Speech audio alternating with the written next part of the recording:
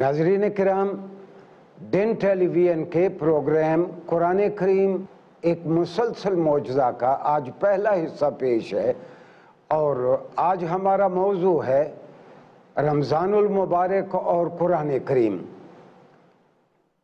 क़ाल अल्लाह तआला फ़िल क़ुरआनिल मजीद वल फ़ुरक़ानिल हमीद अऊज़ु बिल्लाहि मिनश शैतानिर रजीम बिस्मिल्लाहिर रहमानिर रहीम शहरु रमज़ान अल्लज़ी उन्ज़िला फ़ीहिल क़ुरआन। नाज़रीन, अल्लाह ताला ने फरमाया कि रमज़ान का महीना वो महीना है जिसमें कुरान करीम उतारा गया। ये सूरह बकरा से मैंने एक आयत पेश की आपकी खिदमत में और इसी से मुत्तसिल चंद पहली आयत में कुरान ने कहा कि या अय्युहल्लज़ीना आमनू कुतिबा अलैकुमुस्सियामु कमा कुतिबा अलल्लज़ीना मिन क़ब्लिकुम लअल्लकुम तत्तकून। ऐ ईमान वालो, तुम पर रोज़े फ़र्ज़ किए गए जिस तरह तुमसे पहली उम्मतों पर फ़र्ज़ किए गए, ताकि तुम परहेज़गारी की और तक़वे की ज़िंदगी तुम बसर कर सको। गोया मुसलमानों से पहले जितने भी अदियान आलम आए, जितने भी दुनिया में दीन आए, सभी में कुरान कहता है कि रोज़े का तसव्वुर था। हम बहुत इख्तिसार के साथ इसका जायज़ा लेते हैं कि हम मुसलमानों से पहले अल्लाह ने अपने बंदों की रहनुमाई के लिए जो अंबिया भेजे, उनके यहाँ रोज़े किस तरह के थे। हमारे पड़ोस में हिंदू बसते हैं और इनका दावा यह है कि हमारा दीन सबसे पुराना, हमारा मज़हब सबसे पुराना मज़हब है। तो हिंदुओं में भी रोज़े का तसव्वुर है, वो इसको व्रत कहते हैं। और हिंदुओं में जो रोज़े का तसव्वुर है, हर महीने की 11 और 12 तारीख को वो रोज़ा रखते हैं। गोया एक साल में हिंदू 24 रोज़े रखते हैं और ये जो 24 रोज़ों में हर रोज़ा आम तौर पर हिंदू दिन के 3 बजे इफ्तार करते हैं। इसके अलावा हिंदुओं में ये तसव्वुर भी है कि जो उनके दीन के बड़े बड़े लोग, नामवर लोग, जिस दिन वो पैदा हुए या जिस दिन वो अल्लाह को प्यारे हुए, वो मरे, उस दिन का भी वो रोज़ा रखते हैं। इसके अलावा हिंदुओं के यहाँ ये तसव्वुर भी आम है कि अगर सूरज को ग्रहण लगे और चाँद को ग्रहण लगे, उस दिन भी वो रोज़ा रखते हैं। और इसके अलावा जितने भी अदियान आलम पुराने थे, मिस्री तहजीब में भी रोज़ा पाया जाता था। जनूबी अमेरिका में, मेक्सिको में भी वो 160 दिन का मेक्सिको के लोग रोज़ा रखते थे। और अजीब बात है कि वहाँ रोज़ा इल्तिज़ाम के साथ रखने को जो कहा जाता, वो गैर शादीशुदा लोगों को कहा जाता कि इससे उनके जज्बात लतीफ़ और पाकीज़ा रहेंगे। और यहूदियत में रोज़ा था। आपको मालूम है कि हज़रत मूसा अलैहिस्सलाम अल्लाह के पास तूर पे गए और 40 दिन आपने तूर पे क़याम किया और 40वें दिन आप वहाँ से कमांडमेंट्स लेके आए और 40 तख्तियों की सूरत में आप लिखी लिखाई तौरात लेके आए। तो 40 दिन हज़रत मूसा अलैहिस्सलाम ने वहाँ रोज़ा रखा। इसके अलावा हज़रत दाऊद अलैहिस्सलाम के बारे में कहा जाता है कि हज़रत दाऊद एक दिन रोज़ा रखते थे, एक दिन अफ्तार करते थे। अदियान आलम में एक बड़ा वो ज़रतुश्तों का जो ज़माना है, इसके बारे में मुअर्रिखीन का इख्तिलाफ है। कई कहते हैं कि 1000 या 1200 कबल मसीह में ज़रतुश्त थे। ये पारसी मज़हब जो है उसके बानी है ज़रतुश्त। और कई कहते हैं कि ये 6000 कबल मसीह में ज़रतुश्त दुनिया में थे। इनके यहाँ आम पारसी तो रोज़ा नहीं रखते। हाँ, जो इनके मजहबी लोग हैं वो 5 साल रोज़ा रखते हैं, वो 5 साल रोज़े ज़िंदगी में मुकम्मल करते हैं। अदियान आलम में एक बड़ा मज़हब ईसाईयत है। अददी एतबार से दुनिया में शायद मसीही दोस्तों की सबसे बड़ी तादाद है, तो मसीहियों में भी रोज़ा है। बहुत सारी रिवायात में है कि हज़रत ईसा अलैहिस्सलाम ने 40 दिन तक रोज़ा रखा और वो जो 40 दिन तक आपने रोज़ा रखा, उसी की इत्तिबा में हमारे मसीही भाई भी जहाँ जहाँ भी हैं वो रोज़ा रखते हैं। हाँ, ایک جگہ کے مقابلے میں دوسری جگہ پہ چرچ کی ہدایات کے مطابق ان کے روزے کا سٹائل بدلتا رہتا ہے۔ برصغیر پاک و ہند میں ہمارے مسیحی دوست جو روزہ رکھتے ہیں وہ شام کو 6 بجے کے قریب ایک مرتبہ کھانا کھاتے ہیں، پھر وہ 8 پہر کا روزہ رکھتے ہیں بالعموم، اور اب وہ یہ بھی کرتے ہیں کہ اتوار کے روز روزے کا ناغہ کر لیتے ہیں۔ لیکن ایک بہت بڑے پادری تھے، خیر اللہ پادری، یہ لاہور کے ایف سی کالج میں کسی زمانے میں پڑھایا کرتے تھے، پھر وہ امریکہ چلے گئے۔ ان کی کتاب چھپی قاموس الکتاب، اس میں انہوں نے ہمارے مسیح بھائیوں کے کلچر کے بارے میں انہوں نے تفصیل سے لکھا۔ روزے کے بارے میں بھی خیر اللہ پادری نے لکھا کہ ہمارے یہاں کچھ عیسائی دوست ہیں، کچھ مسیحی دوست ایسے ہیں جو روزہ رکھتے ہیں، لیکن ان کا روزہ اس طرح کا ہے کہ وہ کسی ایک چیز نہ کھانے کا عہد کرتے ہیں۔ مثلا کوئی اگر مسیحی بھائی یہ طے کر لے کہ میں نے تلی ہوئی چیز نہیں کھانی، فرائی کی ہوئی چیز نہیں کھانی، یا میں نے فلاں فروٹ نہیں کھانا، تو اس کے روزے کی یہ صورت ہوگی۔ ناظرین، ہم مسلمانوں کا روزہ عیسائی تقویم مسیحی تقویم کے برعکس، ہم مسلمانوں کا روزہ ہجری سال کے 9ویں مہینے میں ہمارا روزہ ہوتا ہے، طلوع فجر سے لے کر غروب آفتاب تک، اور اس 9ویں مہینے کا نام رمضان ہے۔ کبھی اس کے 29 دن بنتے ہیں بالعموم، کبھی اس کے 30 دن بنتے ہیں۔ ہم طلوع فجر سے لے کر غروب آفتاب تک ہم مسلمان روزہ رکھتے ہیں۔ وہ جو پہلی آیت میں نے پڑھی کہ شہر رمضان الذی انزل فیہ القرآن، اللہ نے کہا کہ رمضان وہ مہینہ ہے کہ جس میں قرآن کریم اتارا گیا۔ یہ دراصل میں نے روایت لی ہے بہقی کی شعب الایمان سے۔ شعبہ اردو کا لفظ ہے، عربی میں بھی مستعمل ہے، شعبہ کے معنی کمپارٹمنٹ یا ڈپارٹمنٹ، شعب اس کی جمع ہے۔ تو حضرت بہقی نے اسلام کے جو مختلف پہلو ہیں ان کو شعبہ کا لفظ قرار دیتے ہوئے، شعبہ قرار دیتے ہوئے ان کی کتاب کا نام ہے شعب الایمان۔ اور مسند میں بھی، مسند احمد میں بھی اس حدیث کا تذکرہ ہے کہ آپ صلی اللہ علیہ وآلہ وسلم نے فرمایا کہ اللہ نے اپنے انبیاء پہ کتابیں رمضان میں نازل فرمائیں۔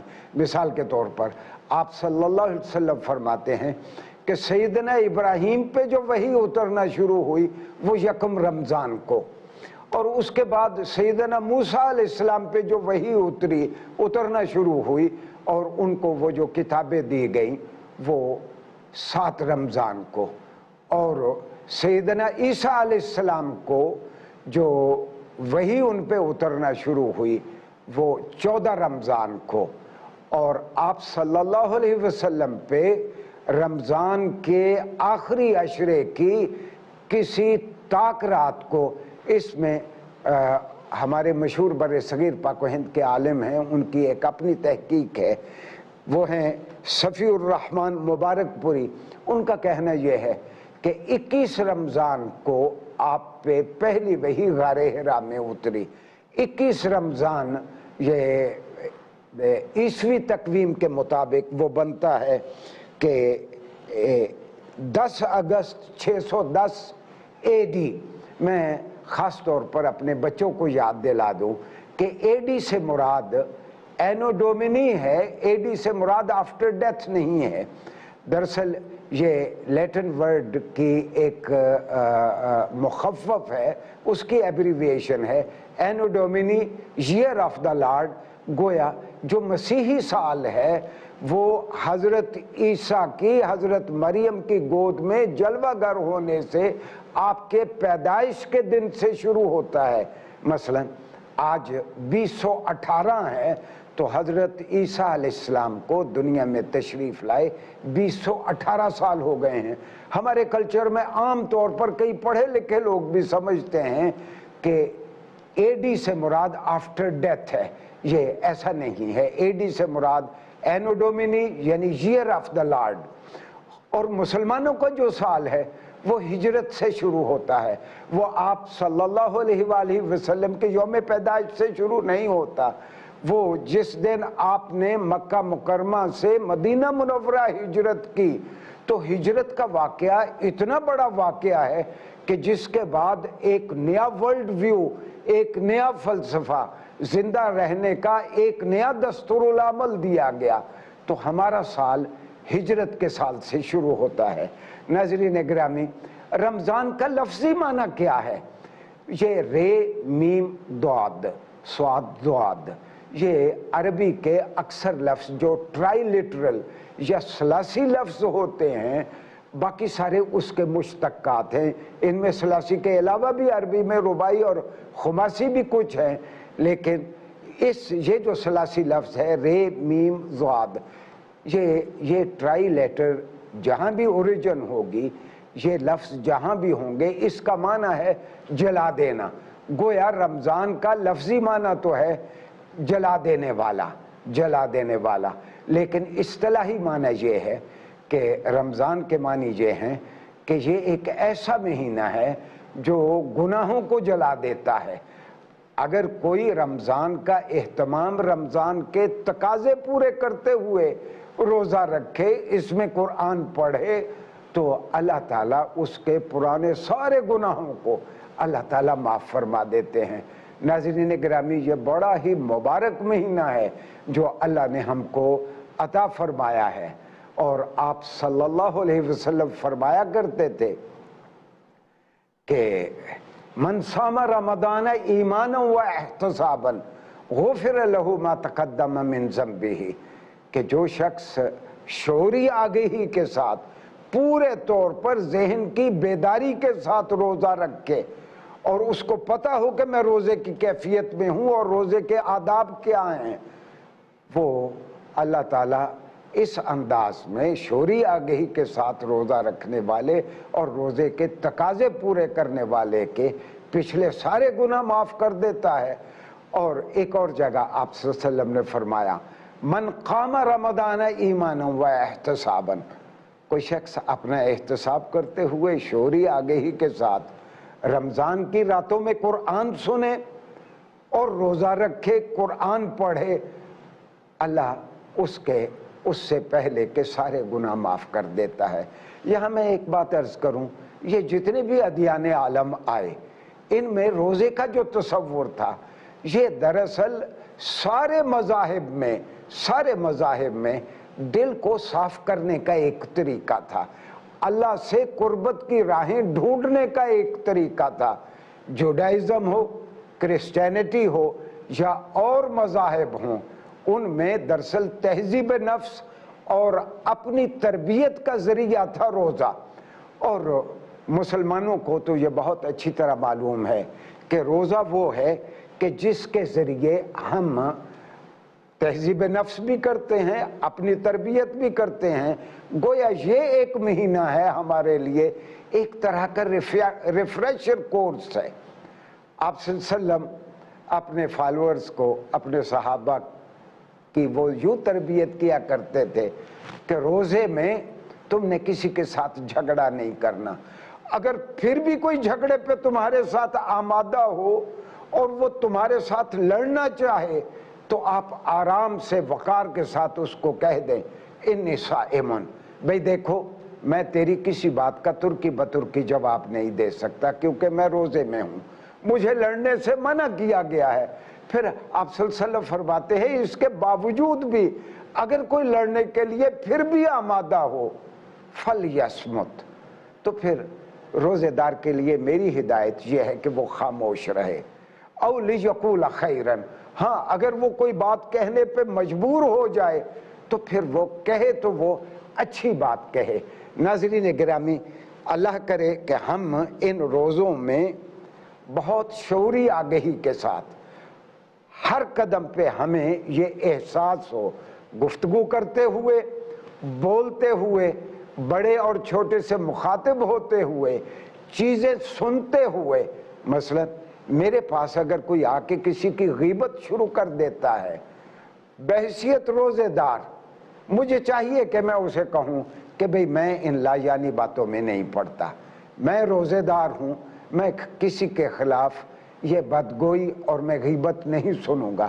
ڈھنگ سے، ضروری نہیں ہے کہ مخاطب کی آپ توہین کریں، ایک سلیقے کے ساتھ آپ اس کو بتا دیں کہ نہیں، میں روزے دار ہوں، میں روزے کے تقاضے پورے کرنا چاہتا ہوں، اور روزے دار کو ان منکرات سے روکا گیا ہے۔ آپ صلی اللہ علیہ وسلم فرمایا کرتے تھے کہ روزے دار جب قرآن پڑھتا ہے، ایک روزے دار جب قرآن پڑھتا ہے، عام دنوں کے مقابلے میں اسے قرآن پڑھنے کا 70 گنا زیادہ اجر دیا جاتا ہے۔ گویا رمضان ایک ایسا مہینہ ہے جس میں ہمیں اللہ کی جانب سے زیادہ انعامات سے نوازا جاتا ہے۔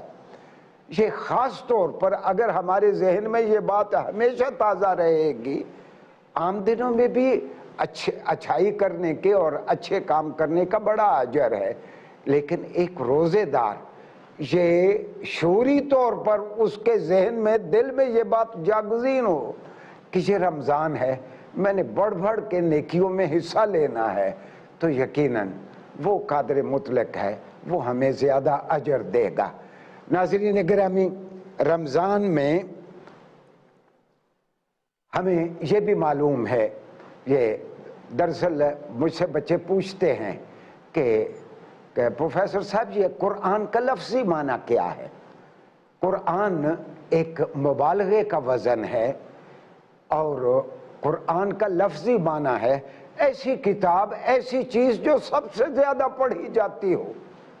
گویا قرآن کریم ایک ایسی کتاب ہے جو سب سے زیادہ پڑھی جاتی ہے، اور آپ حیران ہوں گے کہ رمضان میں یہ قرآن سب سے زیادہ پڑھا جاتا ہے۔ لیکن ایک افسوسناک بات یہ ہے کہ یہ کتاب سب سے زیادہ پڑھی جاتی ہے مگر بغیر سمجھے پڑھی جاتی ہے۔ جتنے بھی پڑھنے والے ہیں، اور حالانکہ اللہ نے تو کہا تھا کہ وَلَقَدْ يَسَّرْنَا الْقُرْآنَ فَهَلْ مِن مُدَّكِرٍ، ہم نے تو اس کتاب کو بہت ہی آسان بنا دیا ہے کوئی جو اس کتاب سے نصیحت حاصل کرے؟ اس سے یہ بھی مراد ہے کہ قرآن کریم بہت آسان زبان میں اتارا گیا ہے۔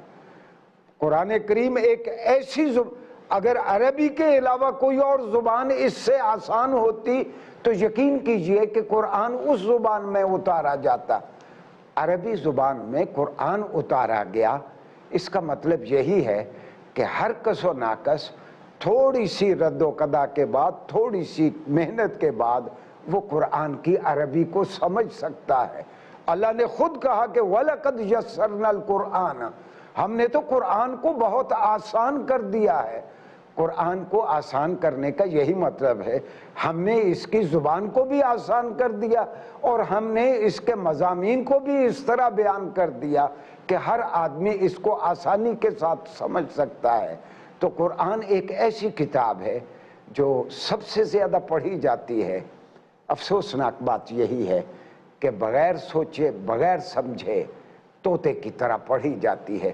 یہ کتاب یقیناً ناظرین گرامی اس طرح پڑھنے کے لیے تو نہیں اتاری گئی، یہ کتاب سمجھنے کے لیے اتاری گئی ہے، یہ دستور العمل کے طور پر اتاری گئی ہے، تاکہ میں کتاب پڑھوں، مجھ کو پتہ چلے کہ ماقبل امتوں کے ساتھ جنہوں نے اللہ سے روگردانی کی ان کا کیا حشر ہوا۔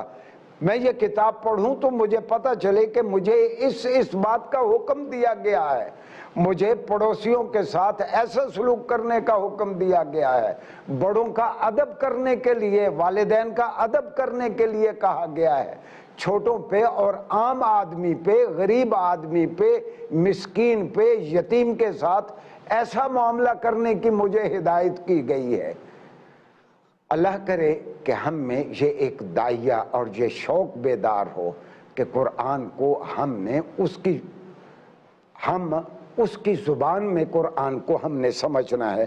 تو آپ محسوس کریں گے کہ ہاں، ایک اور میں عرض کروں، امام قرطبی ہیں، قرطبی نے ایک بڑی خوبصورت بات لکھی کہ اعطیت هذه الامة الحفظ، یہ امت محمدیہ صلی اللہ علیہ وآلہ وسلم پہ اللہ نے ایسا کرم کیا کہ اس امت کو اللہ نے اس انعام سے نوازا کہ یہ اپنی الہامی کتاب کو یاد کر سکتے ہیں۔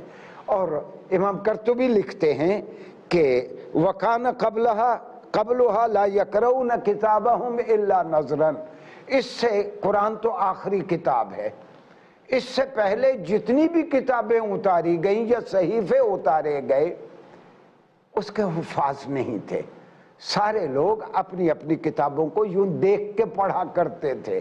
یہ پہلی کتاب اور آخری کتاب ہے جو پڑھنے والے کو یاد ہو جاتی ہے، لوگوں کی زبان پہ چڑھ جاتی ہے۔